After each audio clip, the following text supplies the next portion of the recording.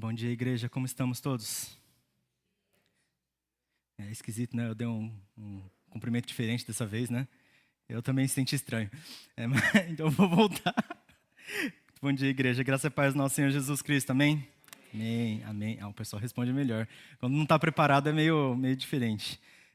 Mas eu planejei, era para ser esquisito mesmo. Eu gosto quando eu fico desconfortável, porque daí a gente perde mais o controle e Deus atua, né? Mas a gente está terminando hoje nossa série de pregações na primeira carta de Pedro, Pés na Terra, Pés no Chão. E essa série tem sido bem profunda na nossa meditação em relação à nossa postura como igreja, como cristãos nesse mundo, muitas vezes como estrangeiros, como peregrinos, muitas vezes em sofrimento, mas também na alegria do nosso Senhor. Tem sido abençoador e hoje a gente completa essa palavra com o incentivo que Pedro nos traz. O título da mensagem de hoje é Hoje vigia, mas amanhã restaura. Isso é o que Pedro chama de a verdadeira graça. Não apenas graça, mas a verdadeira graça. E eu vou mudar abruptamente de assunto. Quando os animais estão caçando, eu fiquei... eu não sei porquê, aqueles videozinhos curtos que tem no YouTube, no Instagram, que eu não uso TikTok. Mas eles, às vezes eu não sei por que eles gostam de me mandar uns vídeos de um leão caçando. Aí é sempre o leão ali, né, no meio da savana, no meio dos arbustos, ele está lá caçando. E bem devagar, ele está meio escondido, está bem silencioso e tem um antílope, uma zebra ali. Aí ele sai para atacar e eles saem correndo. E o vídeo é basicamente eles correndo um atrás do outro, né? Mas assim que o leão sai, o antílope já vai correndo imediatamente. Isso me surpreende bastante, porque é muito rápido, né? Você vê ele tá tão devagar, e sem saber da presença do leão, o antílope reage imediatamente.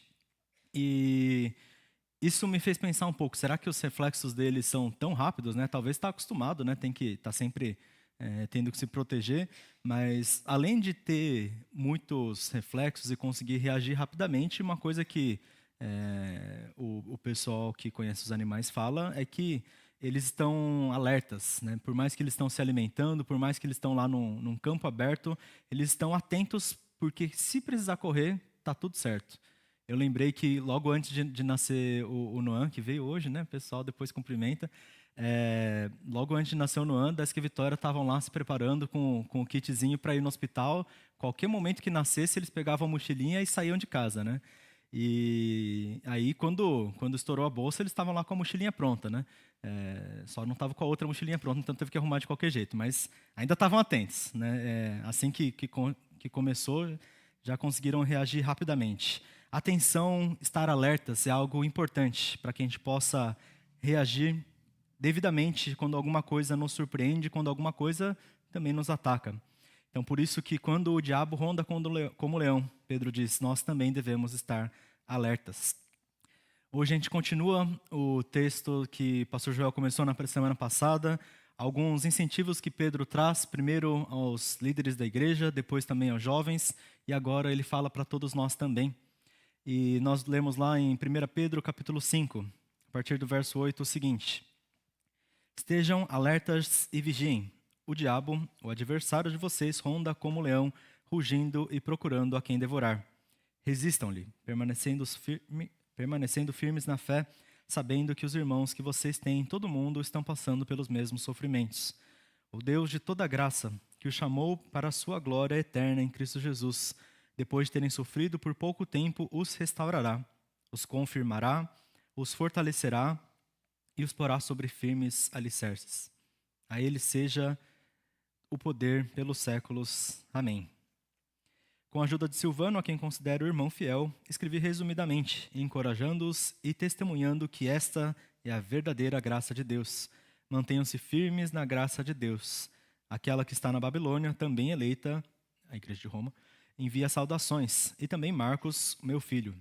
Saúdem uns aos outros com um beijo de santo amor. A paz a todos vocês que estão em Cristo.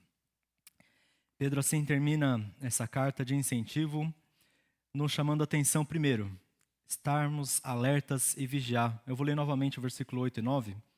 Estejam alertas e vigiem.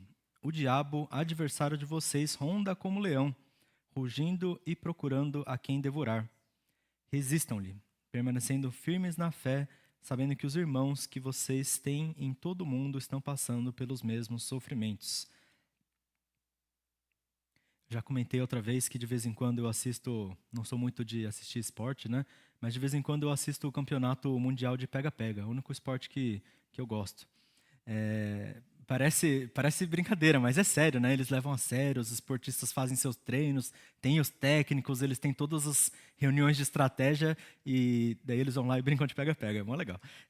Mas enfim, é muito semelhante ao leão e à presa, porque cada jogo, pega-pega não tem muito como ser diferente, né? É uma pessoa correndo atrás de outra pessoa.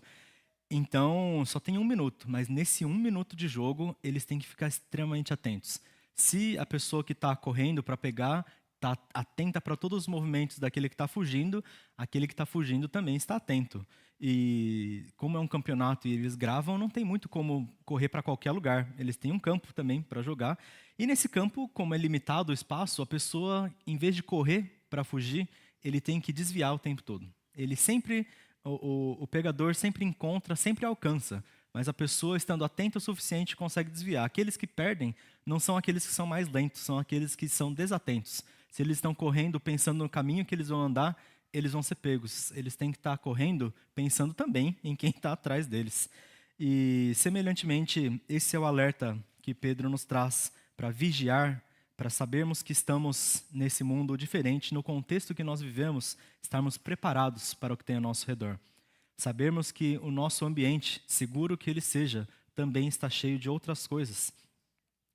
E eu fico pensando, será que, como um animal fugindo do leão, a gente também tem que vigiar da mesma forma, com a mesma tensão, porque que nem no jogo de 1 minuto de pega-pega, eles ficam extremamente tensos, extremamente cansados de tanta atenção que eles têm. Se nós fizéssemos isso todos os dias, seria muito exaustivo. Uma atenção constante para cada segundo, eu não posso nem dormir porque senão o diabo está aqui. Mas, graças a Deus, não é assim. Pedro nos alerta logo antes, no versículo 7, antes do texto, lancem sobre ele toda a ansiedade, porque ele cuida de vocês.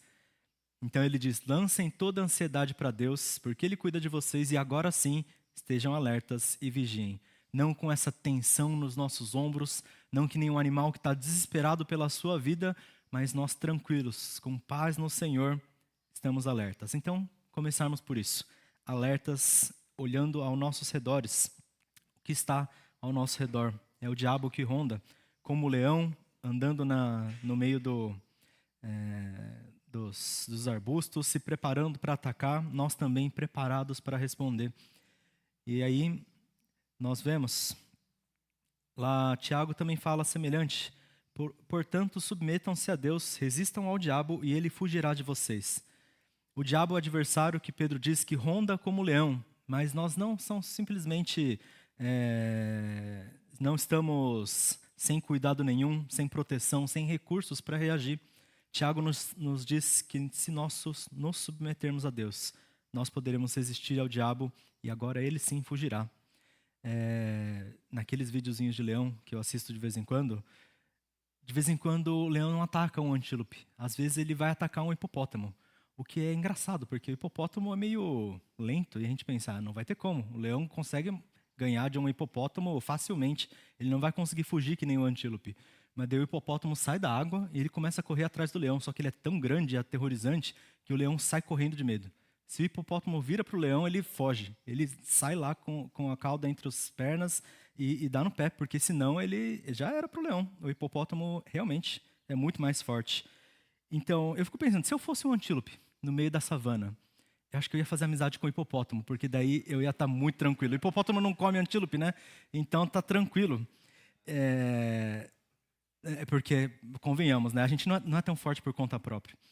A gente está no meio de um mundo que nós somos estrangeiros. E nós estamos o tempo todo expostos a ideias diferentes, a nossa própria tentação do nosso coração.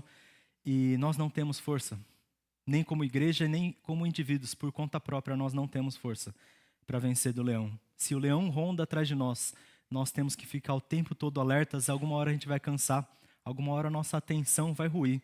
E por isso Tiago diz que submeter-se a Deus, o diabo vai fugir de nós. Porque Deus, assim como o hipopótamo, se ele virar e olhar para o animal que está nos atacando, ele vai fugir.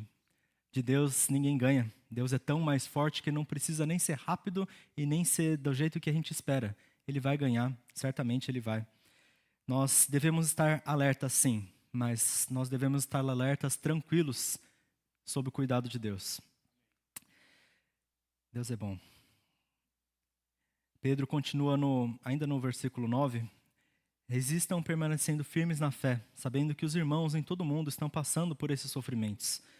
Nós não estamos sozinhos nisso, e não é apenas a companhia dos nossos irmãos que nos dá tranquilidade, mas porque todos os nossos irmãos estão também juntos, nós podemos nos incentivar uns aos outros. No meio desse sofrimento, nós estamos firmes na fé, sempre corajosos.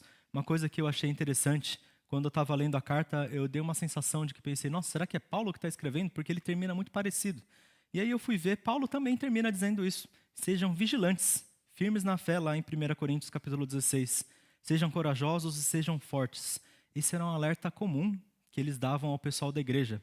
O ambiente que eles estavam, né, além da perseguição, que logo mais se tornaria muito pior, era uma verdade constante para a igreja. Nas cartas, eles precisavam incentivar, e por mais que a carta fosse sobre outro assunto, ao final, eles diziam, fiquem vigilantes, mantenham-se firmes na fé. Mesmo a nossa firmeza na fé, mesmo a nossa devoção, mesmo o nosso amor a Deus que nós pedimos que cresça a cada dia, se nós não estivermos vigilantes, nossa fé também vai esvair. Se nós não nos alimentarmos, nosso corpo fica fraco. Se nós não tomarmos a palavra de Deus e orarmos a cada dia, nós não estamos perto daquele que pode nos proteger do leão. Nossa tarefa como igreja é servirmos a Deus, é pregarmos o Evangelho. Mas nós, como igreja, para nos protegermos nesse mundo tão difícil, temos que estar vigilantes, sempre perto do Senhor. Quando nós estamos nesse mundo, nós precisamos vigiar, porque até o diabo, ele procura pelo tempo oportuno.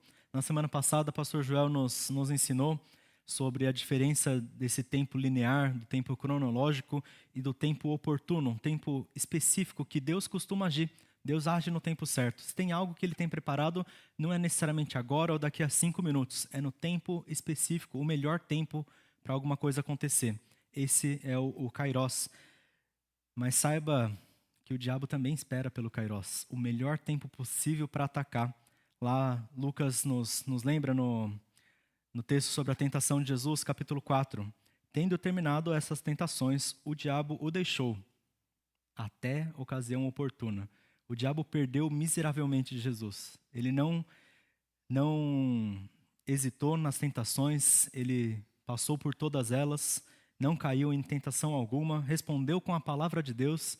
Ele, em situação de ser humano, conseguiu resistir e ainda assim, o diabo não conseguiu resistir. A tentação de tentar Jesus, ele precisou esperar até o tempo oportuno. E como nós lemos no Evangelho, esse tempo oportuno não chegou. Para Jesus, ele não conseguiu tentar outra vez, mas para nós, ele está aqui, esperando pelo tempo oportuno, quando a gente menos espera, quando a gente não está vigiando. Às vezes, no nosso cansaço, a gente tem palavras um pouco ríspidas, mesmo com aqueles que nós amamos muito. Às vezes, na nossa desatenção, a gente deixa pensamentos estranhos entrarem em nosso meio. Nós somos levados, às vezes, por ódio, às vezes por desgosto, às vezes por uma crítica do nosso coração, por uma vontade de fazer melhor, só que do nosso jeito, de servir a Deus na igreja, mas às vezes olhando para nós mesmos do que para o Senhor. A gente tem que tomar cuidado com as coisas que são perigosas, mas também temos que tomar cuidado com as coisas que escapam do nosso olhar. Muito das tentações que o diabo tem nas nossas vidas é coisas que às vezes a gente nem está se preocupando, nem estamos nos preparando.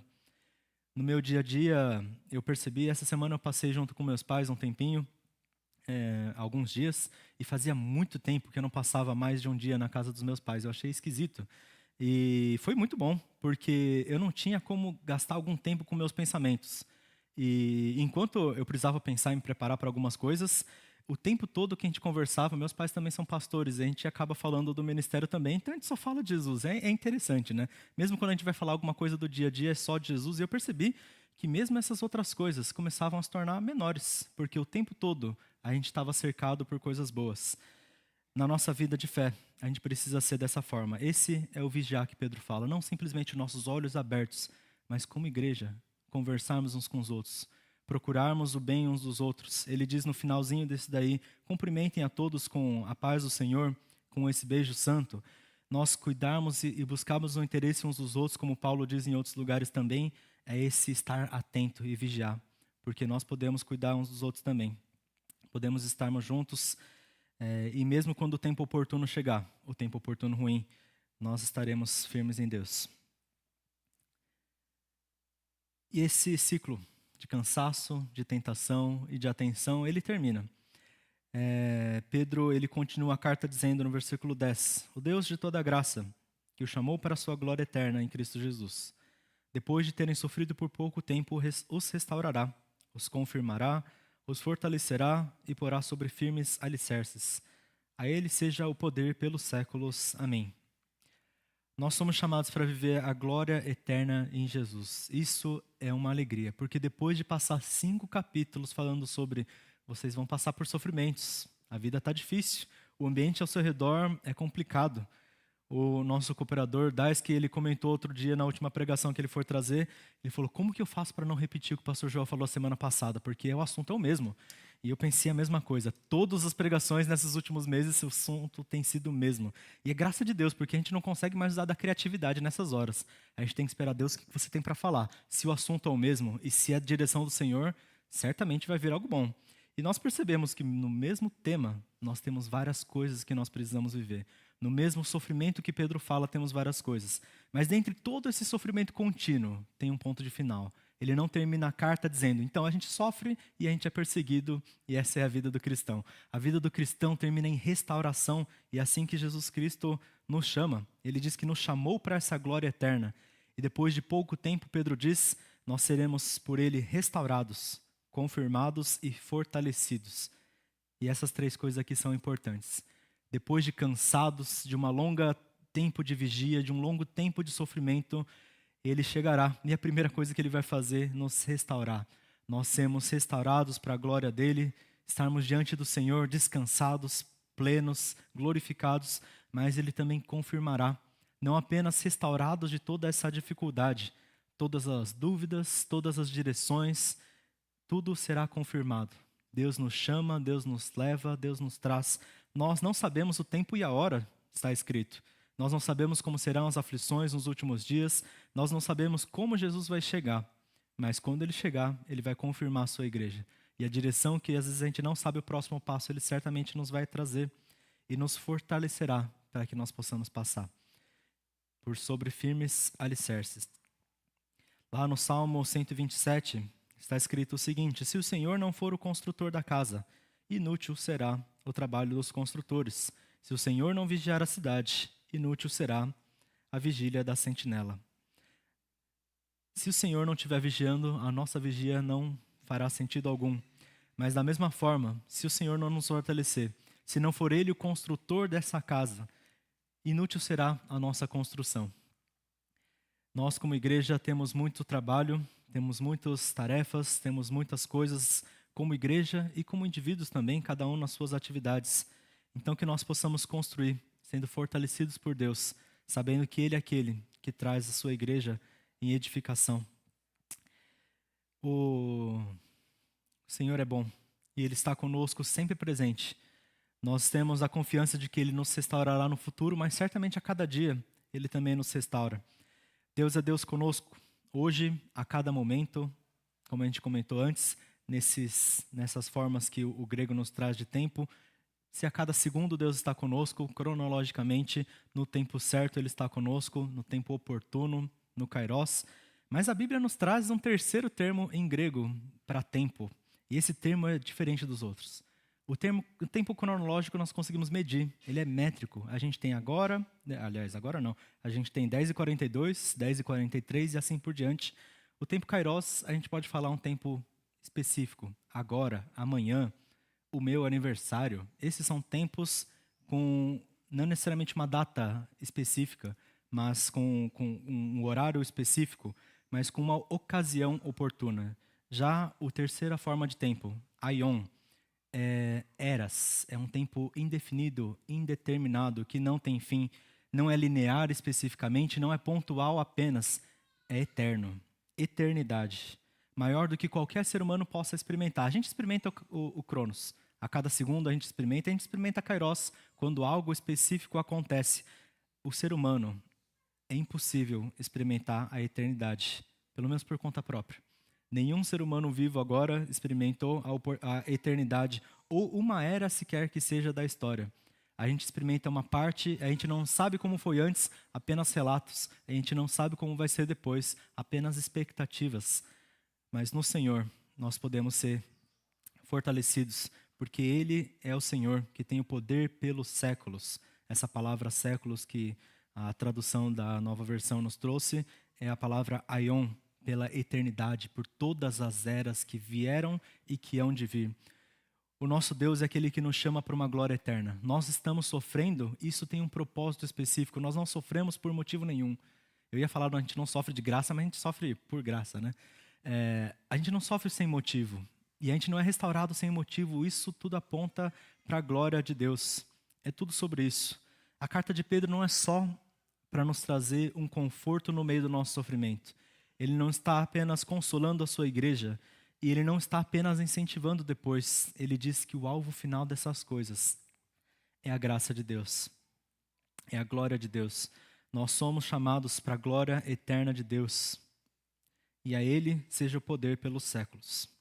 A glória de Deus é eterna, e a glória de Deus atravessa tudo que nós não podemos, e nós somos chamados para essa glória. Nós estamos destinados para ir aonde nós nunca experimentamos. E sobre isso a gente não tem como se preparar. A gente está alerta sobre o que tem às nossas mãos, mas do que não está. Pedro continua a carta no versículo 12. Com a ajuda de Silvano, a quem considero irmão fiel, escrevi resumidamente, encorajando-os e testemunhando que essa é a verdadeira graça de Deus. Mantenham-se firmes na graça de Deus. Aquela que está na Babilônia, também eleita, envia saudações, e também Marcos, meu filho. Saúdem uns aos outros com um beijo de santo amor. Paz a todos vocês que estão em Cristo. Essa aqui é a conclusão. Ele está concluindo a sua carta. E ele diz qual que é o resumo dessa carta, sobre o que é tudo isso. O sofrimento e a restauração, ambos fazem parte de uma coisa que Pedro chama de a verdadeira graça de Deus. Muitas vezes a gente tem uma perspectiva torta, incompleta do que a graça é. Graça de Deus é quando, nossa, né, a gente recebeu uma dádiva do Senhor e a gente fala, nossa, graça de Deus na minha vida. Nossa, que bom que a gente pôde conhecer agora como igreja o Noanzinho, por mais que ele está sofrendo talvez pela minha voz. Mas é graça de Deus, mesmo no sofrimento também. Deus, ele é gracioso e o sofrimento não é um mas na vida cristã, ele faz parte. A gente sofre para a graça de Deus porque se não tivesse sofrimento, como glorificaríamos a Deus pela restauração? Se não tiver o escuro, a gente não entende o que é luz. Se não tiver a dor, a gente não entenderia e não conseguiria louvar a Deus. É graça do Senhor, mesmo quando a gente pode ser moldado através do sofrimento. Se a gente passar esse sofrimento, sendo restaurados pelo Senhor, aí a gente também pode louvá-lo. Tudo isso é a verdadeira graça de Deus. Não há algo incompleto, não algum ensinamento de que, como o pastor Joel disse, pessoas que dizem que a vida não precisa ter sofrimento, você pode viver sem passar por essas coisas. Não. E não é, o sofrimento não é simplesmente então tudo bem, a vida existe sofrimento. E apesar do sofrimento tem coisa boa. A vida em Cristo Jesus existe sofrimento e graças a Deus que Deus está conosco. Porque até no sofrimento isso não é algo ruim. Para aquele que vive em Cristo, o sofrimento é cheio de esperança. Mesmo quando nós perdemos alguém e nós sabemos que essa pessoa está em Cristo, nós também nos alegramos junto com a dor, porque Deus é aquele que está acolhendo. Quando nós não temos palavras para quem dizer, para quando alguém sofre, ou quando nós mesmos sofremos, é graça de Deus, porque Ele está lá. No aconselhamento pastoral, eles nos ensinam, se você não sabe o que falar quando alguém expressa dor, ora pela pessoa. Porque se você colocar para Deus, Ele não vai errar, que nem você pode. Se você não souber o que dizer, coloca para Deus. Se você não souber o que fazer, coloca para Deus. Se a gente não entende a nossa experiência limitada aqui na terra, vamos entender que isso é verdadeira graça de Deus. E se está nas mãos dele, aí sim, Pedro nos diz: mantenham-se firmes nessa graça. Toda a nossa vida, toda a nossa experiência humana, limitada que seja, é graça de Deus. Não apenas nas dádivas, mas também na presença poderosa de Deus nesse mundo tão sofrido e na restauração também. Nossas perguntas e nossos questionamentos, nossas dúvidas que nós não entendemos por que Deus age do jeito que Ele age, talvez são menos importantes do que entender que isso é graça de Deus. Graça de Deus não é sobre entendimento, mas sobre algo que nós recebemos para viver. João coloca no seu evangelho: se vocês permanecerem firmes na minha palavra, verdadeiramente serão meus discípulos. Então conhecerão a verdade, e a verdade os libertará. Palavra de Jesus Cristo. Quando Pedro nos chama para permanecermos firmes na graça de Deus, é o mesmo chamado que Jesus tem para nós permanecermos firmes na sua palavra. Porque permanecer firmes na palavra de Deus é conhecer essa verdade, a verdade que é o próprio Jesus Cristo. A vida que nós, às vezes, achamos que não é tão plena, que tem partes que são falhas, que tem coisas que não estão dando certo. Às vezes a gente passa por uma luta que é tão prolongada e parece que não faz sentido. Talvez esteja algo errado.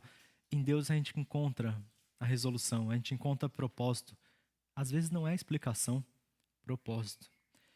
A verdade nos liberta, porque a verdade não é explicação para as nossas dúvidas que nós temos na nossa razão, e às vezes nem só explicação para as nossas angústias que nós temos no coração. A verdade é a plenitude que nós podemos receber no Senhor, por mais que a gente não entenda e por mais que o nosso sentimento continue em dor. A verdade nos liberta porque ela é cheia da graça de Deus. Então, quando nós nos cumprimentamos, como Pedro nos incentiva no final, e às vezes a gente fala graça, graça do Senhor, graça e paz na sua vida, vamos preencher isso de significado, que seja essa graça, a presença contínua do Senhor, que nos enche de propósito, nos enche de direção, nos enche de plenitude, nesse momento cheio de sofrimento, mas também cheio de restauração. Assim nós terminamos então nossa meditação em 1 Pedro. Nós somos lembrados a entender nossa posição como peregrinos nesse mundo, ensinados a lidar com esse sofrimento, entendendo qual é a verdadeira graça. Peregrinos que estão com pés no chão, a cada dia e a cada passo, mas aquele que guia a caminhada é Jesus Cristo. Nós não precisamos nos preocupar tentando achar o próximo caminho. Jesus Cristo nos leva para a direção. Nós temos que ficar alertas com o que nós temos nas nossas mãos e Ele que nos dará a restauração necessária. Enquanto o diabo ronda como leão, nós devemos estar alertas, mas a graça de Deus, que esteve conosco nas dificuldades, Ele também estará conosco na firmeza. Se você tem tido dificuldades na vida com o Senhor, seja algum sofrimento, seja alguma dúvida, seja talvez algo que você tem carregado no coração já há algum tempo, esse é o convite que Deus nos traz através dessa palavra. Nós podemos ser restaurados. Vamos colocar sobre Ele nossa ansiedade e acolher esse compromisso de estarmos alertas, olhando para essa glória que Ele nos chama. Vamos orar nesse momento e cada um possa colocar diante do Senhor. As circunstâncias que cada um de nós vivemos é diferente, mas nós podemos apresentar diante do Senhor. Nós não conseguimos ficar firmes por conta própria, mas certamente, com a ajuda do nosso Deus, nós podemos caminhar. Se alguém também não conhece a palavra de Cristo, se alguém não tem a vida em Jesus ainda, fica também esse convite de entregar para aquele que pode trazer solução para essas dificuldades. Não talvez alívio da dor, mas a plenitude e um propósito em meio ao que você passa. Que o Senhor possa sondar nossos corações nesse momento.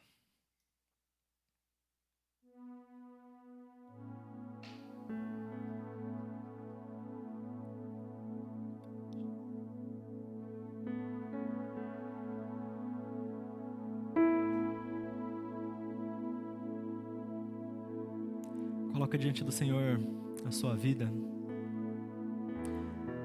Pede para que venha do poder dEle, o poder que atravessa todos os séculos, para trazer restauração nos seus dias, para que os seus dias sejam alegres e você possa testemunhar da palavra do Senhor, com plenitude, com verdade, sem medo de ter alguma hipocrisia, de falar de alegria quando o coração não se sente dessa forma, mas com a convicção de que Deus tem restauração para os seus dias. Se há alguma dúvida, coloca diante do Senhor. Se há alguma fraqueza, se há falta de motivação, coloca diante do Senhor.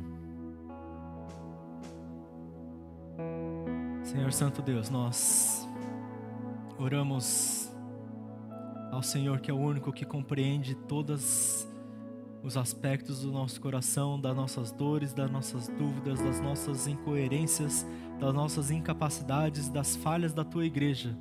Oramos ao Senhor porque não apenas o Senhor conhece, o Senhor tem um plano de bondade, de salvação para os nossos dias. O Senhor é aquele que alcança nossas vidas, o Senhor é aquele que nos tira desse desespero desesperançoso. O Senhor é aquele que traz renovo para essa Tua igreja. Então por isso nós te pedimos, vem no nosso meio. Nós, como Holiness Suzano, desejamos viver uma vida plena no Senhor. Desejamos ser incentivados dessa forma com a Tua promessa, que é garantia de que acontecerá no meio dessa Tua igreja. Promessa dessa confirmação, desse fortalecimento que só vem do Senhor, de viver na Tua glória, de encontrar essa plenitude que o Senhor nos traz. Na eternidade sim, mas que começa ainda hoje. Nós pedimos que o Senhor seja com cada um que passa por dores e dificuldades, que tem coisas que está carregando há algum tempo, que as pernas já fraquejam na hora de fugir do inimigo, mas que o Senhor possa trazer essa restauração, que o Senhor possa trazer renovo e fôlego novo, que o Senhor possa vir naqueles que estão com dores, naqueles que passam por dificuldades nesse momento, e naqueles que não conhecem a Tua esperança, o Senhor também possa trazer luz.